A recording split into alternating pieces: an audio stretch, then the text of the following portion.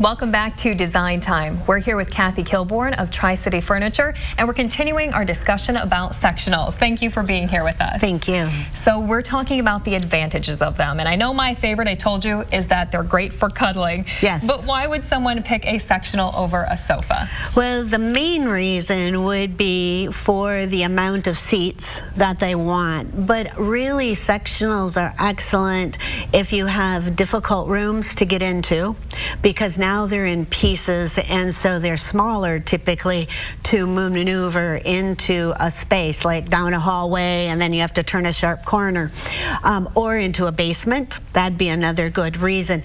But mostly because you can put them into smaller pieces, bring the pieces in, and then create the big piece once it's in the space. So really, that is the most, I think, a beneficial reason for a sectional.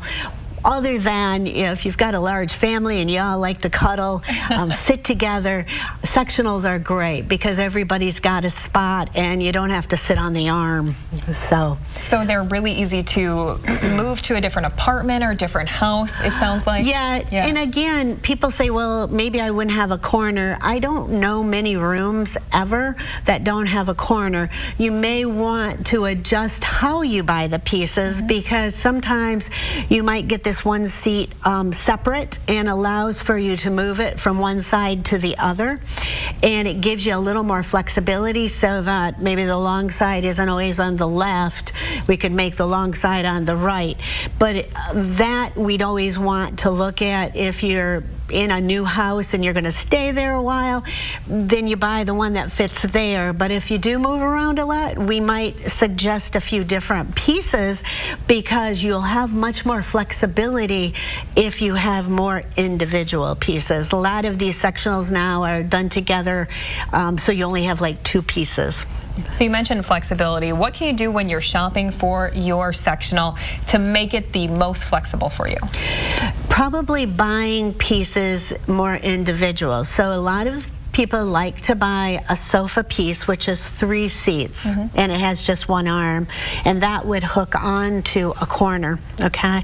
So maybe instead of that one piece, you would buy an arm and a 1 seat, and then the armless separate, so we could take it out sometimes, or we can put it back in, depending on if we need it smaller or larger. And that might occur even at a holiday time where you need a little bit more room in your space. You can take one of the seats out and it allow for maybe a Christmas tree or something like that.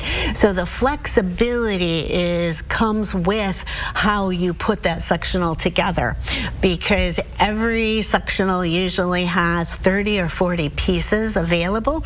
You just need to put it together the best way that gives you the fit, the comfort, but the flexibility as well. That Christmas tree would be beautiful too. Are there any certain pieces of a sectional that are easier to use? I would say that the straight pieces, the one question people always want is the chaise. And the thing I like about the chaises today, they have what they call a faux chaise. I don't care what happens. If you buy the chaise for the left, the next time you move it around, you'll wish it was on the right.